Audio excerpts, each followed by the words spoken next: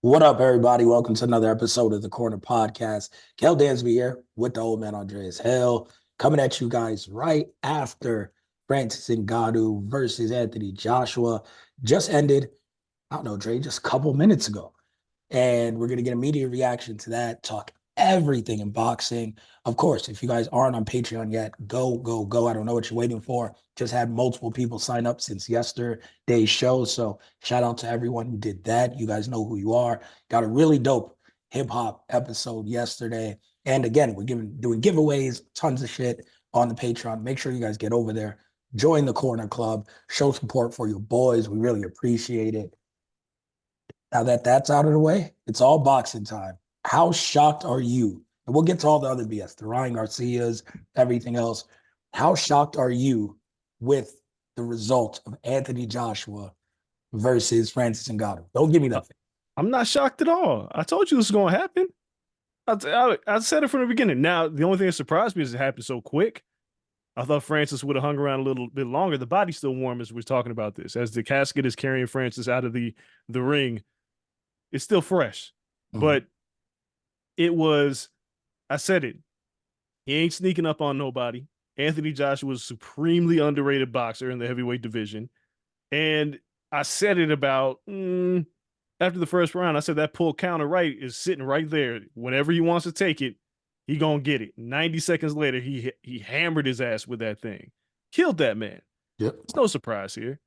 This version of Anthony Joshua is the best version of Anthony Joshua we've seen. And the reason why is he's not protecting anything anymore. He's not protecting a personality.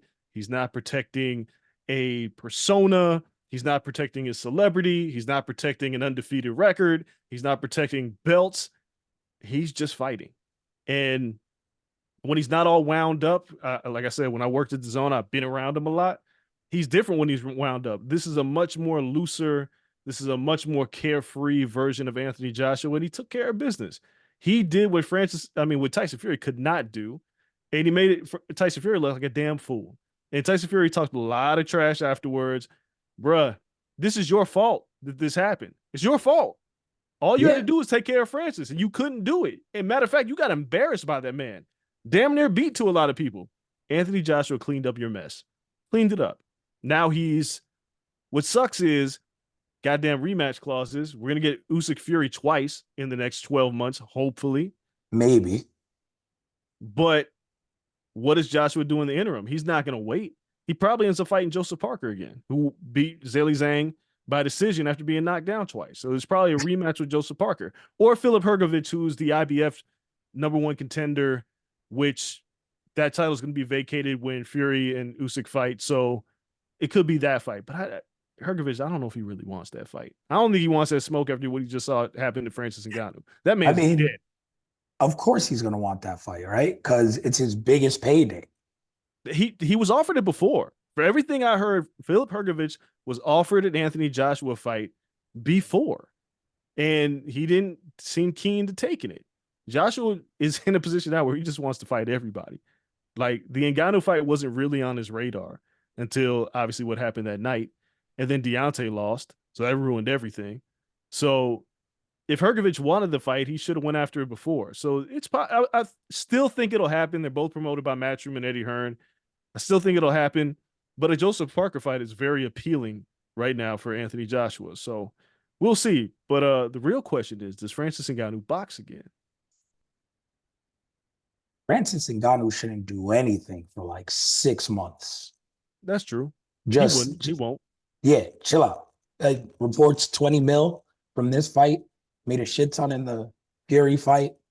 Chill for a second. I do think maybe not his next fight isn't boxing. I think he boxes again. I'm not sure what else is out there for a guy like Deontay Wilder, where you can get a Saudi bag, you lost, but you didn't get knocked out. And it's still two guys coming off a loss, but two huge power punchers. That's something you can sell. And Ngannou can say, you know what? I'm gonna knock you out. I'm gonna bounce back from that loss to AJ, and I'm gonna go back after AJ. And then Wilder can say, I'm gonna knock your ass out like AJ did, but worse. So it's one of those things where you could build that. They do like the crazy comic book previews and all that shit. That looks great. You can sell that to people. I think that's a fight people still want to see. And that's probably Francis's last fight if he doesn't win it in boxing. But that's a cleanup. No one has those 3 fights. Conor got one. Like you're cleaning up if you go on that row of fights. So I think we see him box again. I think we probably see his next fight in PFL against the champion. It's scary because now that you've got knocked out, you're going to a place with tiny gloves and a big guy. So it's kind of kill or be killed in that scenario. You really don't want to lose in MMA for less money, but they'll pay him well if he wins that by brutal knockout, like Francis usually does in MMA. Then you get that momentum back and you go right back into boxing. But I think he needs an MMA fight to rebuild himself just a little bit. Not that he lost a ton, but just get that like, yo, this is still my sport. I still knock people the hell out. And then you flip that into the next boxing match. If I was Francis's manager, I would not put him in the smart cage in PFL next. Absolutely not. I would not have him fight Henry Ferreira at all. No. Here's why. You got to retrain your muscles. You got to retrain everything because you're going back to MMA. Yep. Right? And you're fighting a Brazilian guy who has a ground game and is a giant with heavy hands. If you lose that fight, it knocks the luster off of everything. Yeah. I think the best decision for Francis Ngannou is take 6 months off and try to bait Deontay Wilder in the loser leaves town match in Saudi Arabia because y'all both damn near 40 and the loser has to leave the sport. It's a wrap. The Saudi president, he probably write that in the contract. Loser leaves town match. Yeah. Be a great promo. But for me personally, to have Francis Ngannou have to retrain MMA for a fight and then pivot back to boxing isn't smart. And I know PFL is the super fight division, and I know Francis is supposed to be the anchor of that, but it doesn't seem very clear, and it hasn't been communicated to anybody when Francis has to fight. Like, he could still, if he lost to Deontay, still go back to MMA. Like, it ain't really going nowhere. Now, it won't be as big as it was after the Fury fight, but I just see no reason for him to fight somebody that nobody knows in MMA for less money and then try to go back to boxing. Deontay ain't going to be here much longer either. So if you two are going to get the bag, go get it now. Go get it now before the end of the year. Fight September, October, Saudi Arabia, loser leaves town. Then you tell the PFL, all right, cool. Because it seems like they'll always take him back. Yeah, they'll take him back. And it seems like when I talked to Nikisa Badarian, Jake Paul's manager, I know Jake, we're going to talk about that. Jake fucking fighting Mike Tyson. But I know they got an MMA fight they're going to eventually do. And I know they've been trying to bait Nate Diaz into that fight or Tommy Fury, which is crazy.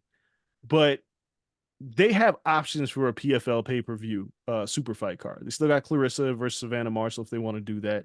They have options for a pay-per-view. They want Francis. I don't think they need him. But if I'm Francis, nah, man, I'm training boxing. I'm going to watch me getting smoked by AJ 1,000 times and then figure it out with Deontay Wilder, who's not nearly as polished as AJ. He's got a more dynamite punch, but there's a path to victory against Deontay, who was absolutely listless against Joseph Parker. That's true, but it's going to be hard to fix what was open here. This was the case of someone didn't come in to clown around. No, that's what Tyson Fury came in and was playing around, got dropped, and was like, okay, let me just do what the hell I got to do. I got another fight. Like, I'm not even going to try to stand and engage. And maybe there's stuff I can take advantage of, but why even engage? Just box his ears off and get the hell out of here. Because Francis really came for a fight. I don't think Fury anticipated that. In terms of AJ was like, no, I'm preparing for you. I'm preparing to box. And he caught Francis with a simple 1-2. 1-2. Okay, let Francis swing, pull counter. 1-2. The first time he dropped him was 1-2 right down the middle. Yeah, it was a straight right hand. Yeah, it's the easiest combo in boxing. You learn that on day 2. If you can't block that, and then Francis's hands went just like this. He got hit down the middle. Francis's arms went damn near elbows touching to stop getting hit straight in his beak. And it was like, AJ was like, okay, then I'm going to just counter you and reach around that guard. And then boop, hit him right on the side of the head and it was over. So I think Wilder possesses those same tools. He doesn't. You've never seen Deontay. Combo, you've never seen Deontay Wilder do a pull counter. You've never seen. But I've seen him do a 1-2. That's That's his whole game, Dre. I mean, that's what Fury was doing in Ngannou block. Bro, What I'm saying is AJ is a much, much better boxer than Deontay Wilder is. So those same things that AJ did, Deontay's not going to do. He's just got he's very crude in his boxing ability. I think Dewey Cooper and Eric Nixon could try to come up with a plan to deal with the wildness that is Deontay Wilder and to stay away from that right hand. It's a hard job. You might still get knocked out, but I just think that fight makes infinitely more money than the fight with Henry Ferrara in PFL. Infinitely. And if you get knocked out, well, fuck it. You are 0-3 in boxing with 0 professional or amateur resume. Yeah. Fuck it. And a lot of money. A lot of money. Go ahead and write the Hollywood story. Fuck it. I would say, and I don't know how you track this stat, it's easily the most money made within someone's first three fights in boxing history. By a country mile. It's not even I only say maybe because Conor McGregor made $100 million on one fight. That's also true. So that is also true. But he never got to 3. So I don't know if he counts for that stat. Yeah, you got to have 3 to make that much. But yeah, Conor McGregor on his first fight ever made the most money of all time. Yeah, no, excuse me. I almost forgot. Like Conor ain't fought since. Like he barely fights. He doesn't have to do nothing. But you're right. It's for the first 3 fights. I mean, honestly, the only other person that's been raking in dough like this early in their boxing career is Jake Paul. Yeah, that's it. That's it. Other than that, what Francis has accomplished, that man made $600,000 his last UFC fight. $600,000. $600,000 in a fight. Like what? And people said he was fumbling the bag. That man went and grabbed 2 bags. He's Scrooge McDucking right now. All the bags. Look, man, I joked on social media about Francis getting knocked out because it was the coldest dead body I'd ever seen. He put that man to sleep like Pacquiao put Ricky Hatton to sleep. Just perfect. Just tucked him in. Night night. Right in the casket. Got the dancing crew out there to put the casket on the shoulders and get him up out of there. Just yeah. That's nasty work. And AJ didn't even celebrate. He was like, it's just business. Regardless, Francis Ngannou should have never been in this spot in the first place. This man is pulled off the unthinkable. He deserves all the accolades. He did not fumble a bat. He made tons of money. He doesn't have to fight anymore if he doesn't want to. It was funny watching AJ talk to him like he was a parent that had to discipline his child. Like, hey, man, don't stop. I had to do this to you. You know I love you, but I had to put these hands on you to remind you ain't on this level, but don't stop boxing. Get better. And it's really, I feel like he meant that. So when I was watching it, I was like, damn, he really didn't want to really put the pause on him like that. But it came down to, I have to do better than Tyson Fury did. Like I have to make, I need to make money going forward. I have to prove that I'm deserving of another fight with Usyk, which neither was really that close. Or me and Tyson are going to make a lot of money. And now people have a lot of doubts on if he's as good as me, which is ridiculous, but cool. It's not ridiculous. It's not ridiculous. I've said this from day one. AJ has the best resume in heavyweight division. Sure. And a lot of losses on that resume. It's 3. But he has the best resume. Like Usyk is the best heavyweight by far right now. Like Usyk is the best heavyweight. Tyson Fury had the wars with Deontay Wilder. But aside from that, Tyson Fury's resume is not that great. It's just not. But I still would say that Fury the best heavyweight of the past 20 years when that guy was in his prime. I mean, look, Klitschko's on the backside of his career. Fury fought him. Yeah, he was. He was on the backside when AJ fought him. No, he was on the backside when Fury fought. It was like they're a year apart. Like Klitschko was not the same dude when he fought Fury. Nevertheless, Fury's biggest wins are Wilder and Klitschko.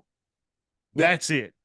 Like he got Dillian White and Derek Chisora way late in their careers. The resumes aren't the same. AJ has the best. I think he fought Dillian early too, didn't he? That was like a rematch. No, AJ fought Dillian early. Fury fought one of them early. Derek Chisora. Yeah, Chisora's never been that great. No, I agree. I'm just saying he fought him before. What we have to find out about Tyson Fury is if the Ngannou thing, which we all believe he didn't train for that fight, or if there's a part of him that may be on the backside that we just haven't really paid attention. We don't know. Could be slowing down. I do find it entertaining that Eddie Hearn stepped in the ring and started advocating for his man and called out Fury like Alexander Usyk doesn't exist. It didn't just beat Anthony Joshua twice. He was like, yeah, we want the fight with Fury. Yes, no, but Usyk's the man right now. Yep. Usyk is the man. He is unequivocally the best heavyweight in the world after Fury shit the bed against Ngannou, and then Joshua doused him in flames. But for Eddie Hearn to not even say his name, like, man, y'all sound scared. I was about to say he doesn't want that smoke. You know he don't. They don't. I think AJ might have a better fight against Usyk now than he did before, but Usyk's still the best in the world right now. Right now, he's the best in the world. And if stylistically, it's just horrible for AJ. Usyk is a nightmare for everybody. He's great movement, a terrific boxer, can put punches together. He's elusive, like he's a nightmare. Yeah, and he could be a nightmare for Tyson Fury as well if he's not careful. So it's not going to be easy fight by any means. I mean, right now, I think giving everything how it's transpired over the past year, I wouldn't have said this before, but Usyk is a clear favorite in that fight. He should be at least a 2-1 right now. And that's wild against Tyson Fury. It is. He's one of the best. The prime Fury is one of the best heavyweights I've ever seen. Yeah, the combination of skills, but the focus has to be there. The focus has to be there, and we have to wonder. You had 2 wars with Deontay Wilder. Yeah. I won't count the second fight. I just can't. It's not fair. He killed that man. No, he ran through. But that third fight was one of those things where we may not have seen it because he kept getting up, but you could only take so much on that chin. You could only take so much. And then when Ngannou knocked you down, it was like, all right, what's going on here? Yeah. Right? Like, there could be a part of Tyson Fury, whether he undertrained or not, where physically he's not necessarily the same. And when it comes crashing down and it hurts inside on some Hulk Hogan shit, it happens fast. It happens fast. And you don't want to do that against a guy like Alexander Usyk, and you don't want to do it against an Anthony Joshua who still has dynamite in his hands. But Fury could be absolutely fine. It just could be a bad fight. We don't know. We will see come May. And that's the thing where it would have been a little easier if we saw them fight already, like they would have supposed.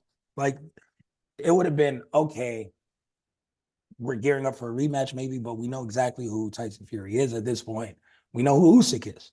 If Usyk would have won, then that's why you say, like, yo, I hate rematch clauses. If Usyk beats Fury, honestly, I'm not sure if Joshua's in a rush to fight Usyk again. I think Fury is not in a rush to take an immediate rematch because he's like, I went for undisputed. I didn't get it. I mean, all right, that's done. I'm probably close to retirement if I can't beat this guy. I'm not going to be undisputed. I'm not going to take 2 fights, cracks at it. He probably just says, I'm going to fight AJ. Make a ton of money. I understand Saudi wants that fight. No, we're going to bring that home. Yep. Sell out Wembley. And I'm going to retire. Regardless of how it goes against AJ. If he loses to Usyk, AJ's probably his last fight and he's out. I agree. So I don't see the rematch clause playing or coming into play unless Fury wins. Yep. Because if Fury loses to Usyk, that is a come to Jesus moment. You're like, maybe I don't have it anymore. Yep. Right? Maybe that guy is just better than everybody. Yep. And we can just leave it at that. And I'll just go fight AJ, make a ton of money, and one of us got to go in the UK's biggest fight ever. Right? And I think he will. I think he'll go after that, no matter, because I just don't see him getting up to fight Usyk twice. I don't either, unless it's like super close and it's like, or something wild happens, like a cut. Yeah, like the cut opens up again, and he's just like, "Yo, I couldn't see," and he has like a built-in excuse. But if Usyk just outclasses him for 12 rounds and wins like a 16-12, 17-11 scorecard, woof, it's a wrap.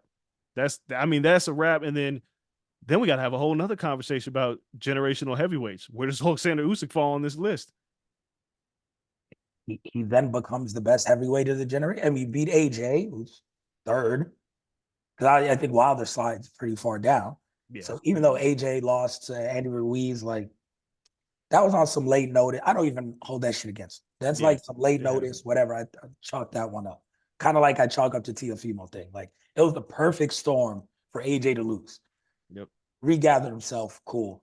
Usyk, if it was an 8-round fight, he would have had 2 draws.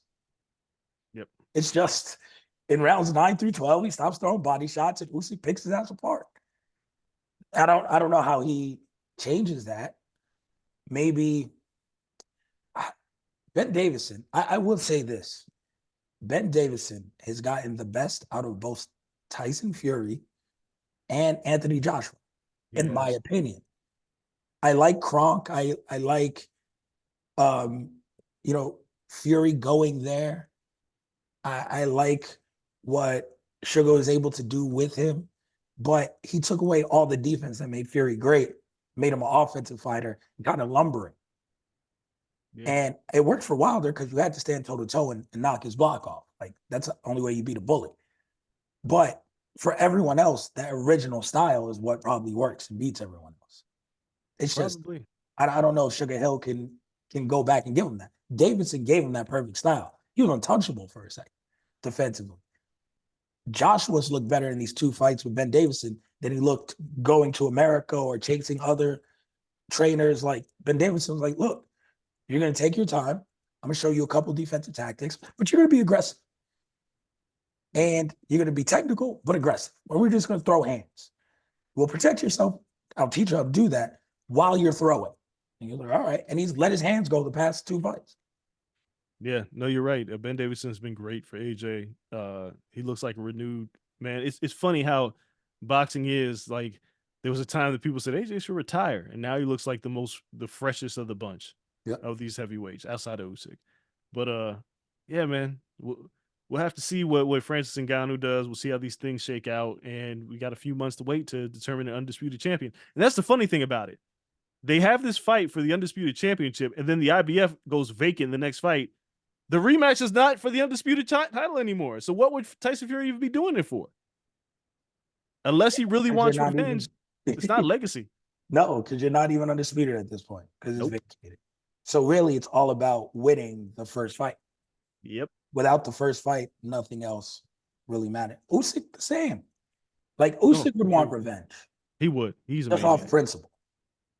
It's kind of just what he does. Yeah, he's not normal. No, by no means. Which, cool. But even with that, I would say it's not for all the belts, and he'll probably have to belt chase. If Fury wins, honestly, I think he vacates all the belts.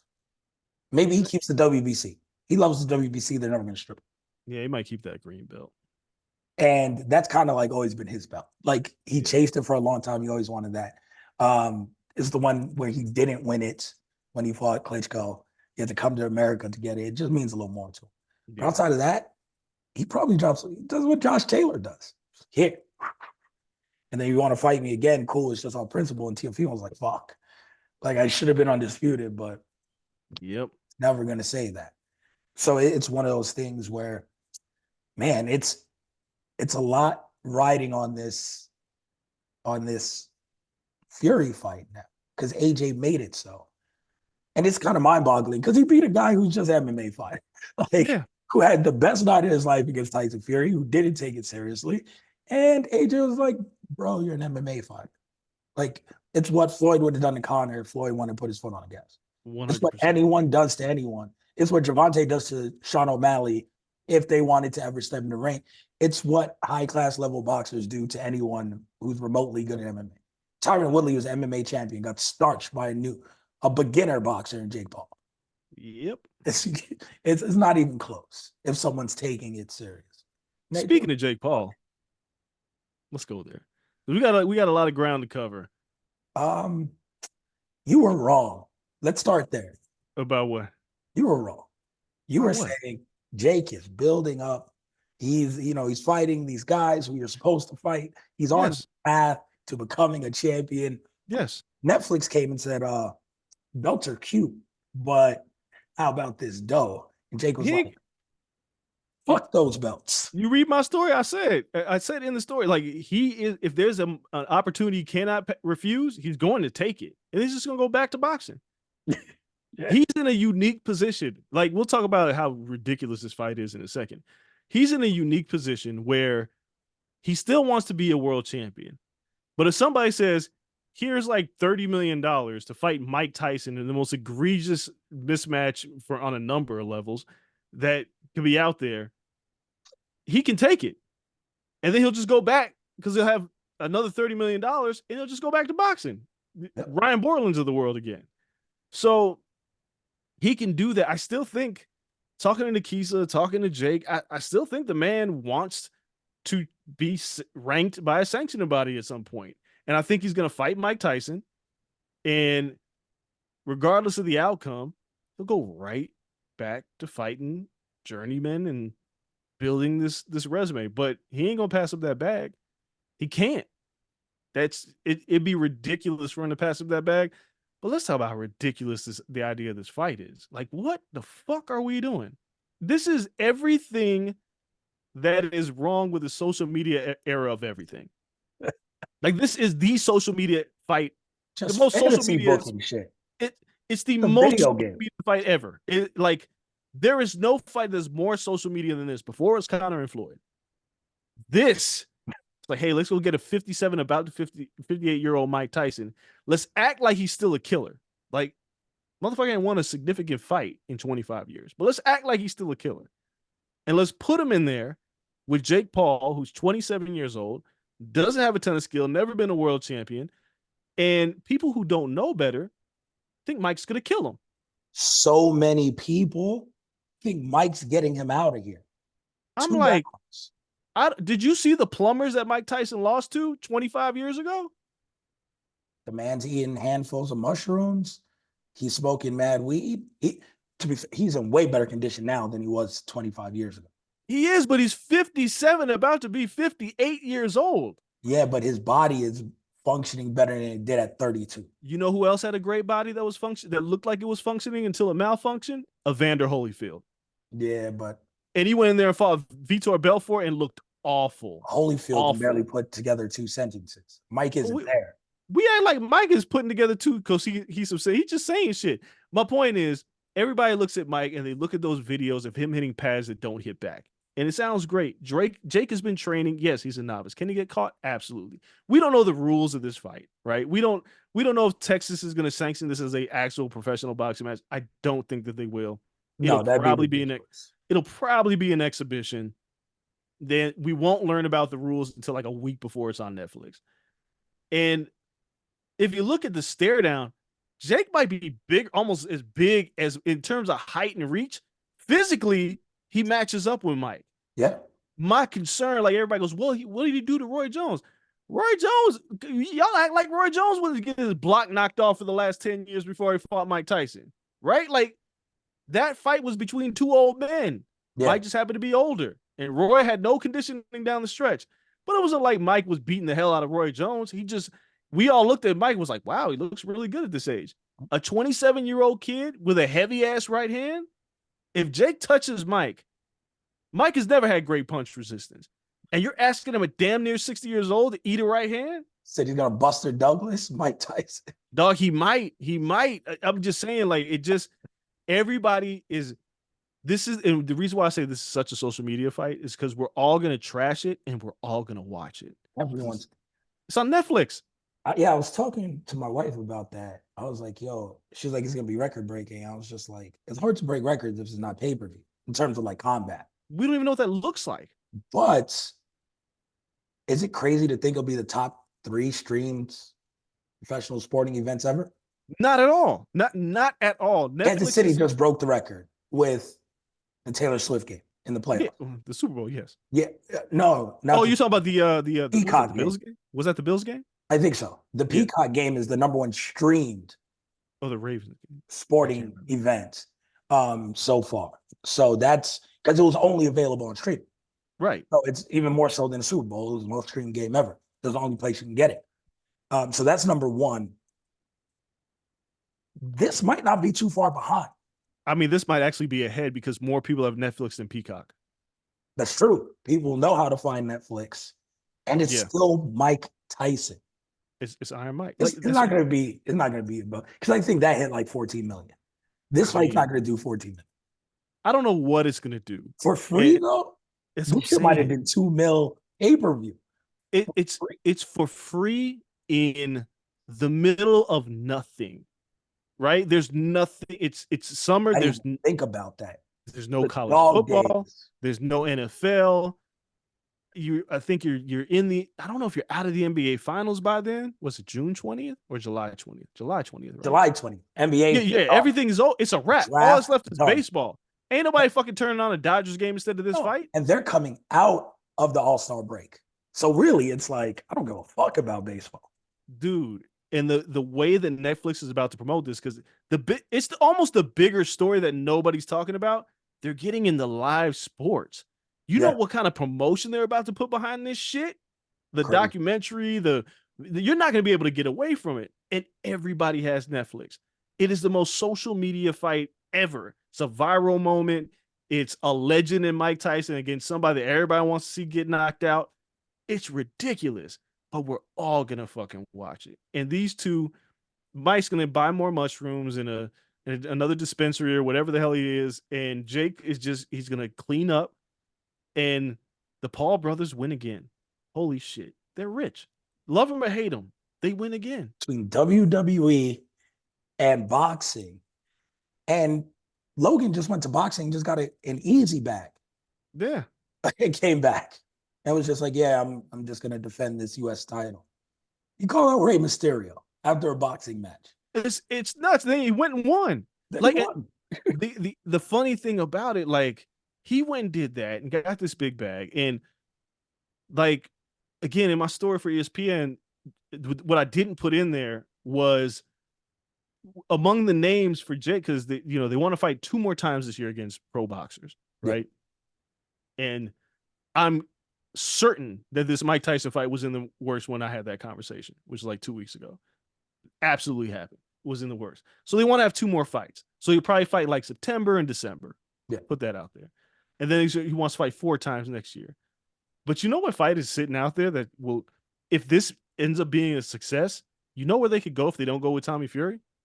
Motherfucking KSI. Oh, that fight is still out there. And like, you put it on a streaming platform? You want to obliterate records? You put that on Netflix? Just forget about it. Forget about it. It's breaking every record. Just like, I saw Michael Bisping trashing Jake Paul. He's ruining boxing. No, boxing is ruining boxing. Jake Paul's not ruining boxing. No. Jake Paul's, he's making money and y'all just mad. He's making money for people in your sport. Yeah, and it's funny. I was on Sirius yesterday and I had Alan Joban was talking about how, Jake he was only fighting MMA fighters at the end of their career. And I was like, yeah, but they got the most money they ever got in their life at the end of their MMA career fighting Jake Paul. So gotta give credit where credit is due. Yeah, he's fighting Tyron Woodley, but Tyron Woodley repeats it every time. He's like, I never made that much money until I fought Jake Paul. Yeah. And it's not like it's an easy fight. He was fighting former champions. Yeah. As a guy who honestly was a YouTuber. He wasn't a fighter. He was on Bizarre. Like, what the fuck are we talking about? Like, you could put whatever size gloves on his hands, and this kid should not beat Anderson Silva. No. He should not beat Tyron Woodley. But he did. Because you give me a pair of gloves, I'm not beating Tyron Woodley in any type of combat sport, form or fashion. So he's actually he's surpassed what anyone should be capable of in terms of just picking up a sport off the street. It's nuts because we're talking about Francis Ngannou. Everybody respects Francis, but Francis is a fighter. He's been a fighter. Yes. And we're all praising that man because he went to boxing and he fought the best. And we're not taking that away from him, but everybody's praising a fighter for doing his job. Mm-hmm. Jake Paul was on Vine. Jake Paul was on Bizarre. Jake Paul was the little brother of Logan Paul. There was no fight in this man. We had never seen him do any of this. He fought a Neeson Gibb, and then he was like, he had like the amateur fight against Deji. Yeah. And you know what? I'm going to do this. And that was like 5 years ago. Not even 5 years ago. He's only been training for that long. Strangely enough, Deontay Wilder stepped into a gym when he was 20. Jake did it when he was 21. Deontay Wilder had to fight like 32 cans before he fought a man with a pulse. Like, seriously, you look at Deontay Wilder's resume for his first 32 fights. Oh, it is not Jake Paul's resume. No. Like, and people are like, oh, Jake fought Ryan Borland and he was an Uber driver. No, Ryan Borland had a pro record. He's not good, but this is what you do to get there. But it's like now we're like, I don't like the fight with Mike Tyson because Mike is 58, but are we gonna really be mad at this man for making money? And Is it he is it trained boxing. better to fight Tyson at this point? People are treating it like, okay, well, he's fighting an old man, of course, but they're giving him more respect or respecting this fight more than his last fight. That's my point. It's like everybody's going, oh, he's gonna get killed against Mike. He fought an Uber driver last night. That Ryan Borland was a boxer. He didn't fight for like a year. He's not very good, but he's not 58 years old. Yeah. Like Ryan Borland has won a fight, a meaningful fight, earlier than Mike Tyson has. Yeah. Again, Tyson hasn't beaten anybody in almost 25 years. 25 years. It's more than most people are alive. I mean, they did rob him of a win against Roy Jones. It was an exhibition. It wouldn't have counted anyway. Sure. So when Mike Tyson won a meaningful fight, Jake Paul was like 2. Maybe. Like Jake Paul. I wouldn't even call that last win meaningful. So now we're I mean, here. I don't know. Like when Mike Tyson was born, motherfuckers was putting 8 tracks in their cars. When Jake Paul was born, it was CDs. He had never seen an 8-track. He ain't said 8-track or cassette or vinyl. Jake's like, what is this? But here we are. 30-year difference. This fight's happening, and people are giving Mike Tyson more respect than anybody. It's crazy. It's gonna be so sad if Jake does knock Mike out, because I don't think anybody wants that. I don't think Jake even wants that. But if Mike comes at you like he comes at them pads, you're gonna have to hit him in the mouth. That's it. Because I was talking to someone else the other day. They're like, well, maybe Mike will take it easy on him. You worried about Mike? I was like, okay, let's just for some reason entertain this. You think Mike Tyson has an off switch? I was like, dude, whatever you do in life, this person, photographer. I was like, if someone gives you a camera and says, yo, go shoot shots of this event, but only shoot the shittiest shots you can. Like, here, cover this festival, but only take the worst pictures you can take. You wouldn't know how to do that. The camera will come in your hand, you'll start shooting shit. You'll be like, what? And you're only going to produce good photos because it's like muscle memory. It's all you know how to do. When Tyson, he can have the best of intentions. When he steps in that ring and he gets punched in the face, oh, it's just snapping back into who Tyson is.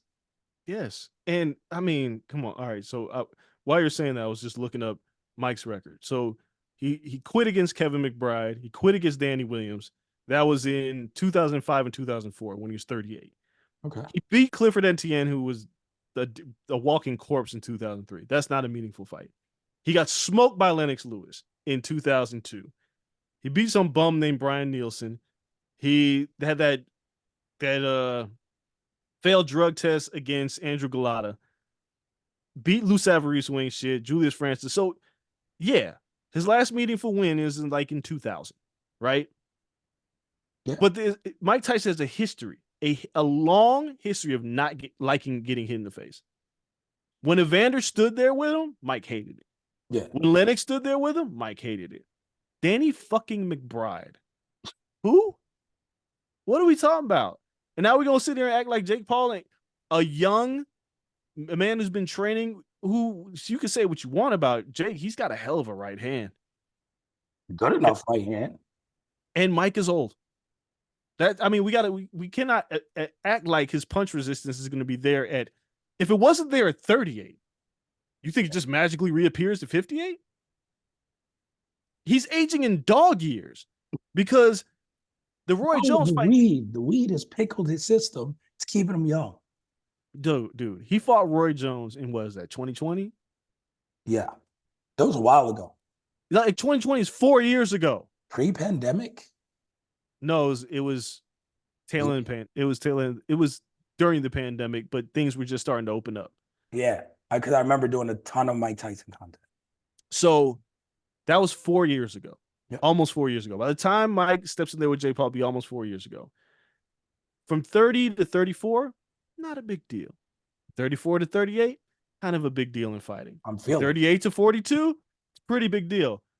From 54 to 58, you might as well just be a dog. Like that's 7 years. Every year is 7 years at that point.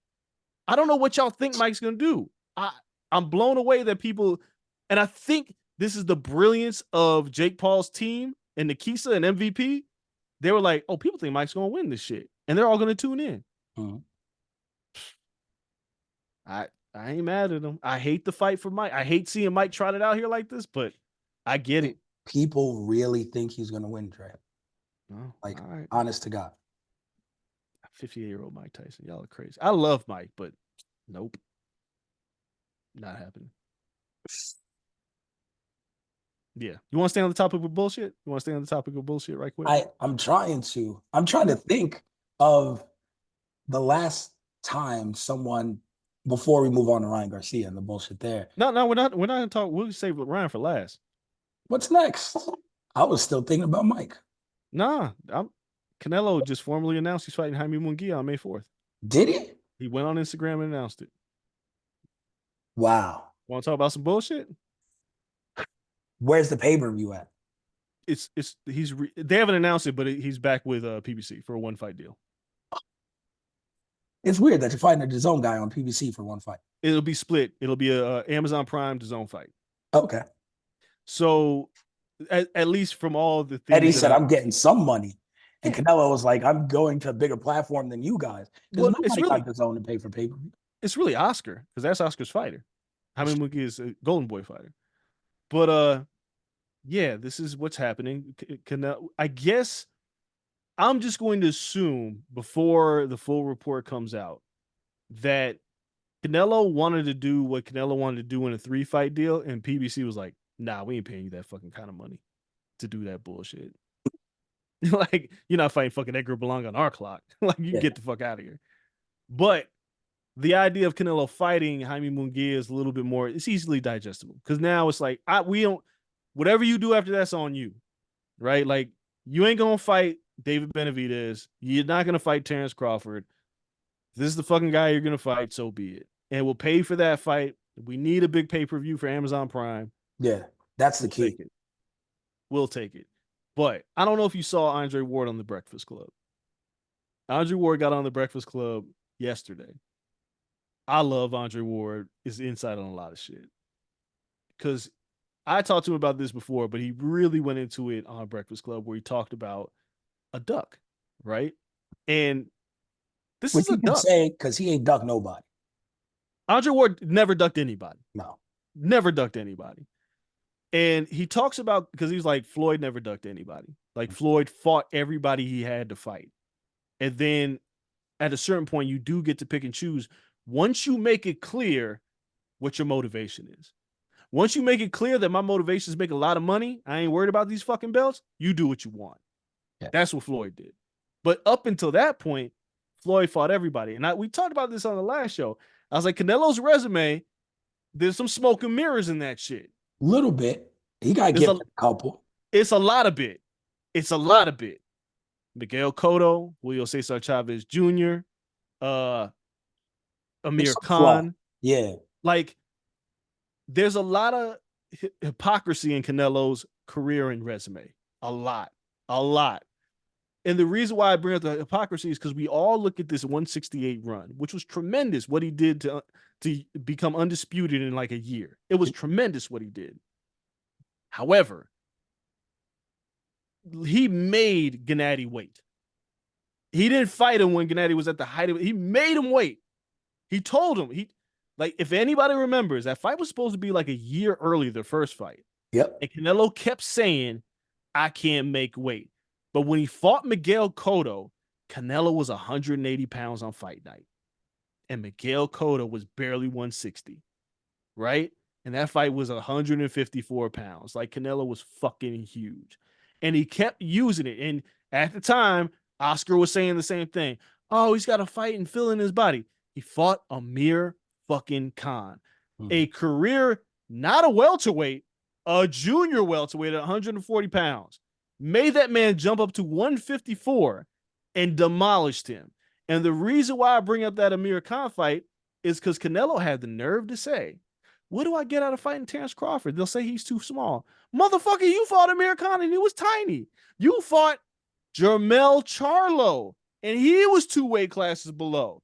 And neither of them as good as Terrence Crawford. Yeah, and Terrence is just 3 below. Right. So what are we? Terrence started a lot lower. Sure, but he's been massacring everybody at 47. Yeah, but that's like someone like, I don't want to fight Manny Pacquiao as he was climbing up because he started at like 115 or 112. Exactly.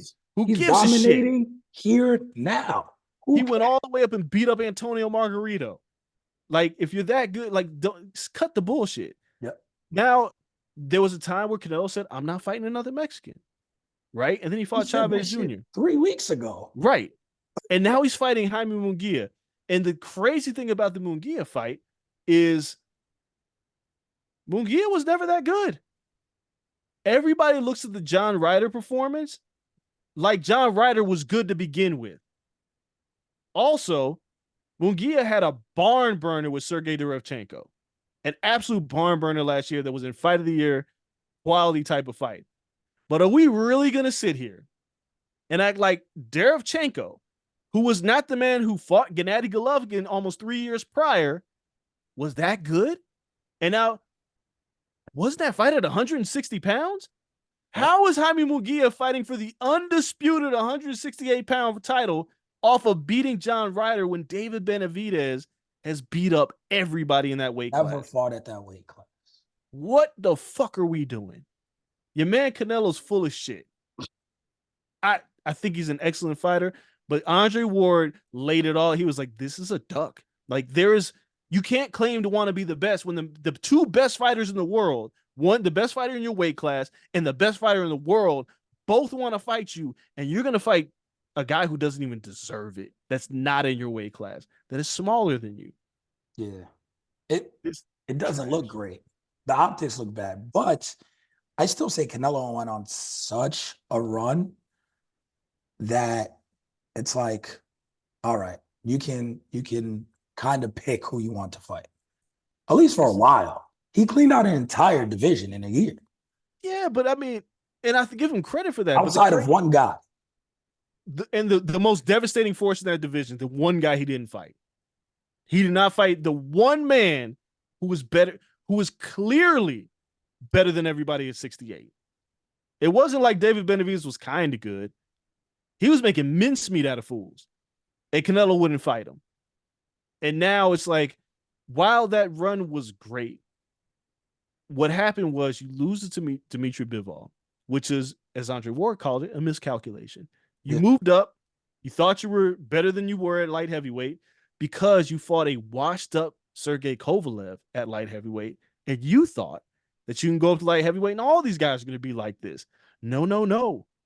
Because Sergey Kovalev was washed up when Andre Ward beat that ass. But you went and had a miscalculation against Bivol. You lost that fight. And people thought Kovalev beat Ward. In the first fight, yeah. In the first fight. And then Ward hit him to the body, and Kovalev's like, I don't like this shit. He quit. Yep. But here's the thing about Canelo. This is the problem with all of this. Canelo said he wanted to be the best, fought Dimitri Bivol and lost. He refused to give Bivol a rematch at 68 because he said, I'm only going up to 75 to fight you, right? Bivol was like, fuck that, fuck you. I already beat you. I don't need money like that, whatever. What is Canelo's next 2 moves? John Ryder and Jermell Charlo. And now his third move is Jaime Munguia. He's coasting a bit. It's like, even Floyd, Robert Guerrero was the number 1 contender. Yeah. Right? Victor Ortiz was the number 1 contender. Marcos Maidana was the top contender. They had all proven themselves coming off of wins heading into this fight. Maidana had a great win. He beat the shit out of Broner before that. Yeah. But they all did something to earn that fight. Miguel Cotto came off a win. Everybody that Floyd fought, say what you want, they were in his weight class and they were coming off of wins. Canelo's fighting, this will be a second consecutive opponent that has to move up to fight him. And he's the undisputed champion. You got to give him them belts, bro. This is some bullshit. What do the belts matter to him? I say this every time we bring it up. What do the belts matter to him now? I Like, they're don't. He likes to undisputed. say it. It's a lie. That's my problem with Canelo. Like Canelo And says, they're not giving him mandatories because he cleaned out the no, whole division. yeah. So he's Meanwhile, not but going to get a David mandatory Benavidez for is 2 right. years. Fuck. Like, what are we doing? Like, we're telling lies.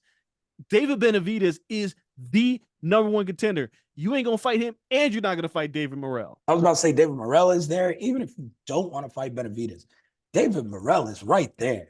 He's He ain't, earned. ain't no way he'd fight David Morrell. Ain't no way. But yeah, you get to pick and choose. But Who does he why, fight in September, then? We know who man? he I don't fights in know. May. Who does he fight in September? I mean, If it's Charlo, you're going to be upset?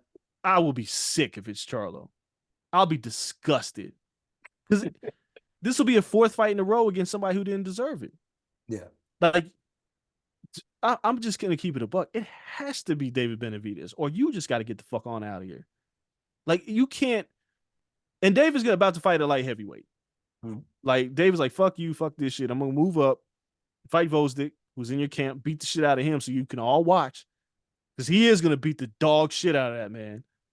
Yeah. And he might go chase a light heavyweight title, but Canelo can't fight This Charlo. is a side quest for him.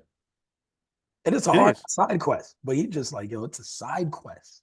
He's like, hey, man, you don't want to fight me? I'm going to go beat up people. And he's going to put hands on people. So I don't know. Canelo, he can't.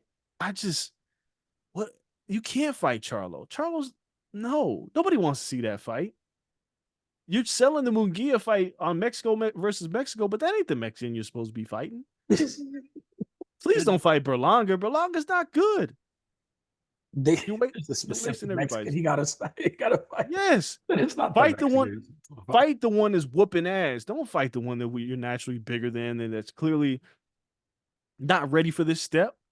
And don't fuck around and lose. He shouldn't. Like, Jaime Munguia has so many deficiencies in his game. Like, he should beat up. He might stop Jaime Munguia. Yeah, Jaime Munguia. Again, we just saw Jaime Munguia get into a war against a way lesser fighter.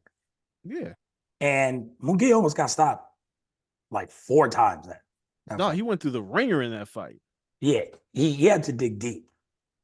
So it's one of those where I don't know what Canelo's looking for per se.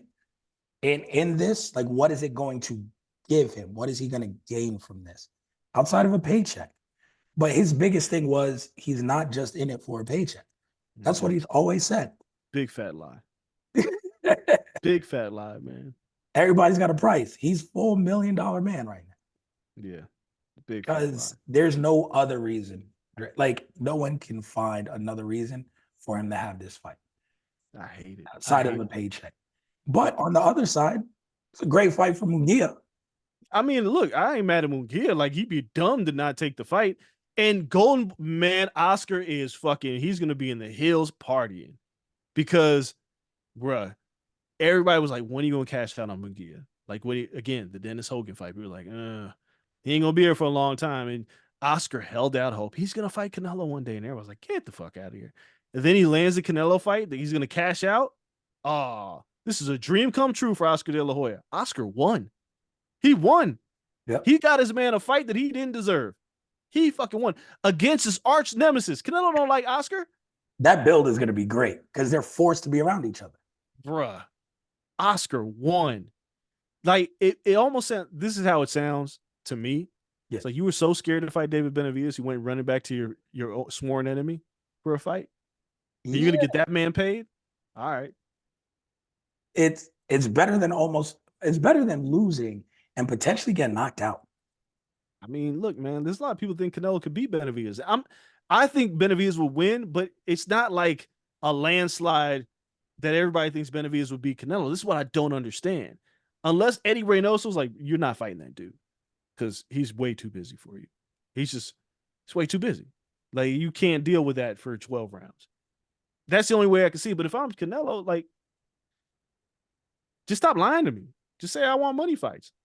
Stop lying to me, bro. Stop. But I think if the money was greater,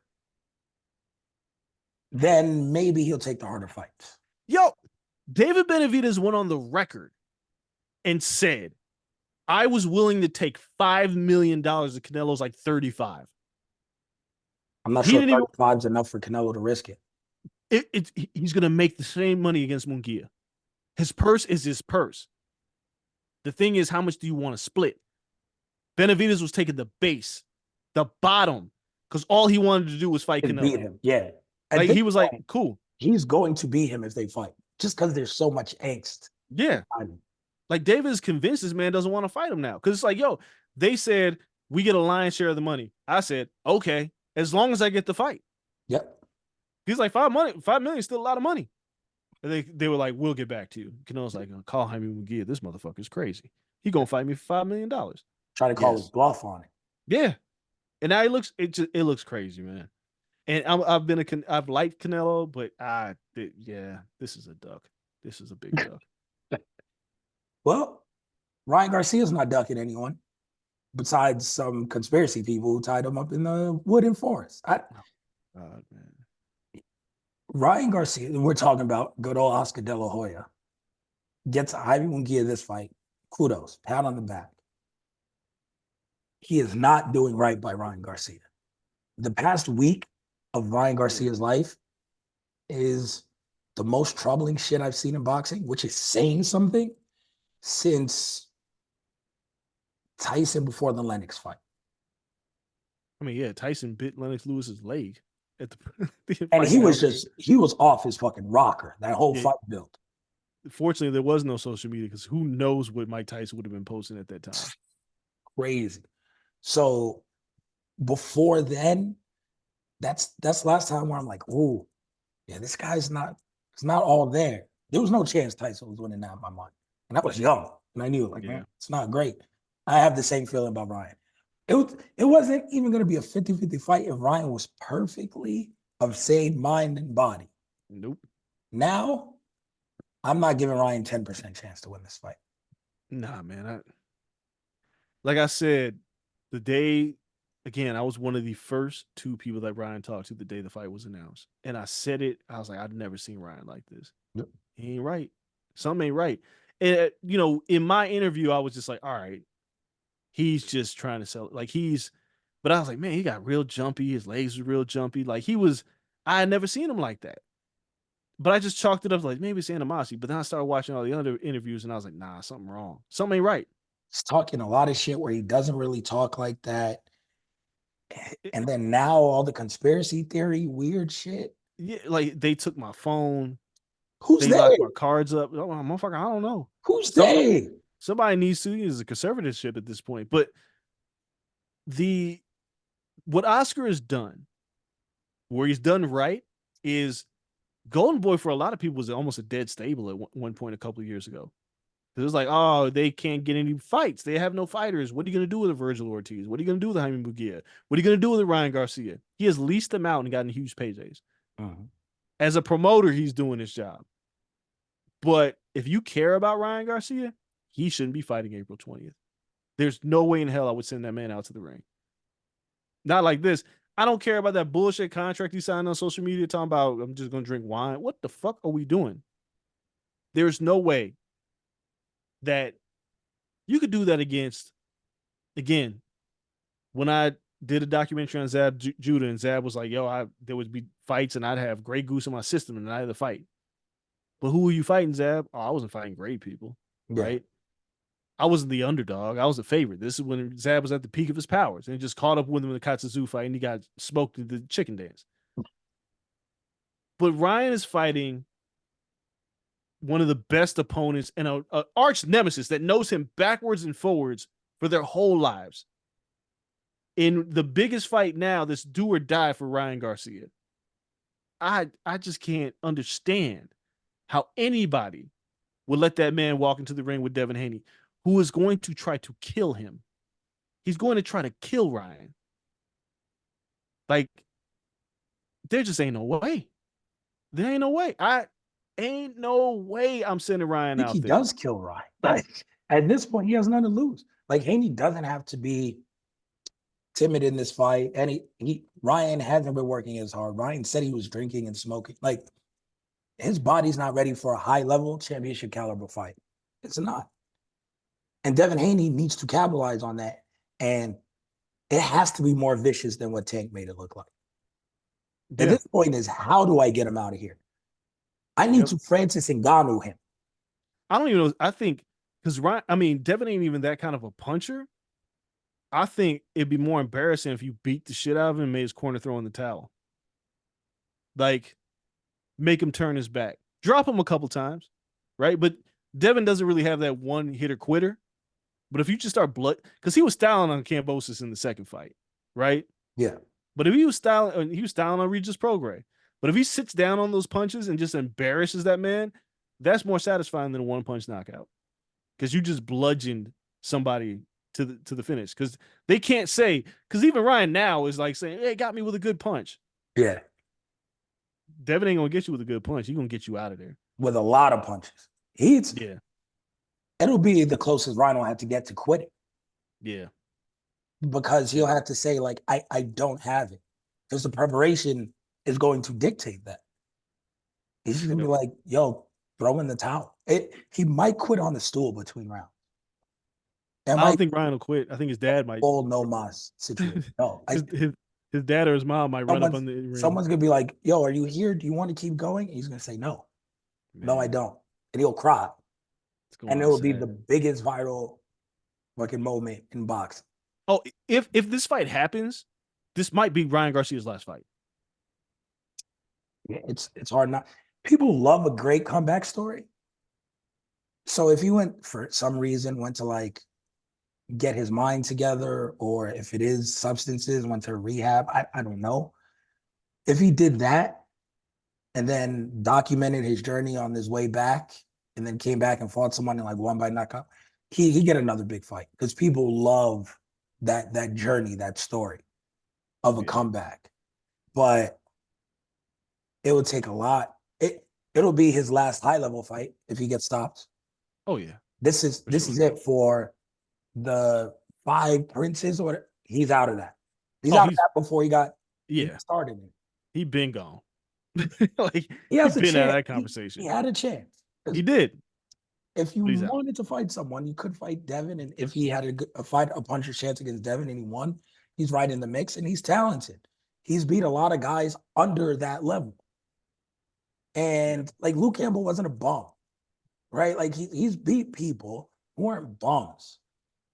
It's just you have to be one of these guys who are really, really fucking good. Yeah. And I don't think he can. The way he is now, he can. He's like he wasn't like this in the Tank fight. Tank would have killed him. Yeah, no, Tank would have murdered him. Like he would have absolutely decimated him. But Ryan, they got to do something about Ryan. It might be over. And we say this all the time about Tio, where it's just like, I don't know, like Tio needs to get right, or it could be downhill. It might be the end. Ryan's 18 levels above Tio, and Tio believes some weird shit. Yeah, I mean, Tio's like, it's a different level of nuts with Ryan because he didn't fight because of mental health issues and he took some time off. But Ryan has lived his entire life on social media. Yep. Where everything he does, he has to show the world. The women he dates, his kids, all that shit. He can't hide. He doesn't know how. He doesn't know how to live. And there is no such thing as privacy with Ryan Garcia. So his meltdown is completely public. And there's no sabbatical from social media for him. And he needs it. It's a bad, like, this might be a worse drug than any drug that he's taken. The inability to stay out of the public eye. It's going to cost him because Devin's here to fight. He don't want to hear about your Bohemian Rhapsody or whatever, Bohemian Grove, like conspiracy theories. I don't even know what that shit was until this week. Like, he ain't trying to hear about you watching kids getting raped. Like, he ain't trying to hear that shit. Nah, this dude is in the deep interwebs. And like, and the word, and it was just, and I know it's bad because, I mean, look, I don't know what everybody makes of Bill Haney right now. But Bill's just been on a rampage lately. So I'm just trashing him and Adrian Broner going at it. Adrian's nuts, by the way. Adrian's like, fuck it, I'll step in. I'm kind of like, I want to see that. I mean, Devin will beat the brakes off Adrian. I'd rather see that than him fight whatever the hell Ryan Garcia is right now. I agree. But, Bill's been on this rampage, but it feels like Devin's at the point where him and his dad feel so disrespected by the community that they're out to prove something, right? And nothing was more disrespectful than Ryan leaking that sparring footage of him Yeah. and Gervonta when Devin was 17 years old. And they try to use it like, look, this is what happened to you 8 years ago against a man who was Gervonta. And the worst part about it is they lied. Devin ended up, that was doghouse night at the Mayweather gym. Yeah. And if anybody knows Mayweather Boxing Club, late at night, they fight for like 12-minute rounds. It's obscene. And you make Different like, guy. yeah, Shuttling him. they run them in there. And if you can survive, I've heard you get a bag. And Devin survived and got a bag. And they're framing this as, look what Gervonta did to you. But that was a kid. Like, that was a young Devin. Like, it didn't work the way that you wanted it to work. Adrian Broner couldn't even fix his mouth to say what really happened to Bill when Bill called him out on it. It's like, what really happened, Adrian? I had to save your son. What really happened, Adrian? And then the whole, I will you over his stuff. Like, that shit was crazy. But they feel so disrespected by everybody. They are going to try to kill. And I say they because Bill's his father. They are going to try to kill Ryan Garcia. They don't give a fuck about his well-being. I talked to a well-known boxing promoter, and I won't say his name because I want to keep it off. But he was like, I wish Devin wouldn't fight him. I wish Devin would be like, I see you're going through all this, but I'm going to pull out. And my response was, Devin will never do that because people will call him a bitch. Yeah. He's going to try to kill that man. And that's not his responsibility. Yep. And there's nothing anybody can do about it. There's Only like Oscar can save Ryan. Who should save Ryan before Devin ever does. Yep. Like, it's not on Devin. No, it's not my job to save this kid. It's like, hey, the motherfucker. He may feel bad. Yep. That's something you say after the fight.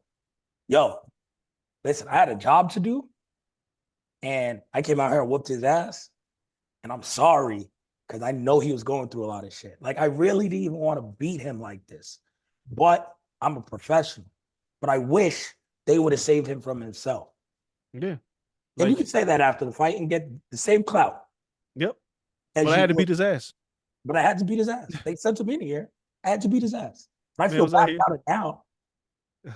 Said my hair was nappy. Called my dad a pimp. I had to beat his ass. Lessons had to be learned that night. I had to do it for Oakland. Oh, I'm just upset that this fight is also in New York. I know. So it I makes know. no sense. I know. I hate that it's in Brooklyn. It's going to be a big fight. And it's going to do numbers. Even with this conspiracy shit, it's going to do numbers. Yeah. I mean, hopefully, and I don't even know if it's hopefully, for the sake of the fight, if they want to keep this fight going, if Ryan could just stay his ass off of social media for the next 1 month and 12 days, a lot of this stuff may go away. Yeah. Even if Ryan, he's not talking about it anymore. He released the training video today. I don't know if Golden Boy is going to let that man do interviews. I don't know if they're. It's over for that. Because you can't control what the man's saying. It's over. It's just hard because you got to sell the fight. Like, you still got to sell the fight. So you usually need him to do interviews because he is the draw. Like, he is the draw. People want to see Ryan fight, but he's his own worst enemy. But if they keep him in check, by this time next month, we'll just be looking at the fight. Like, only the hardcores that follow this would be like, hey man, he still shouldn't be fighting. Just because he's not doing it on social media, it ain't mean he's nuts at home, right? Like, he's nuts somewhere, just not on social media. But maybe we'll find a way to get to this fight. I don't see any way in hell that Ryan wins this fight. I just don't. I think it's gonna be bad. One-way traffic. I just hope that the kid figures his life out after this. Because, I mean, you talked to Ryan for a long time. I have.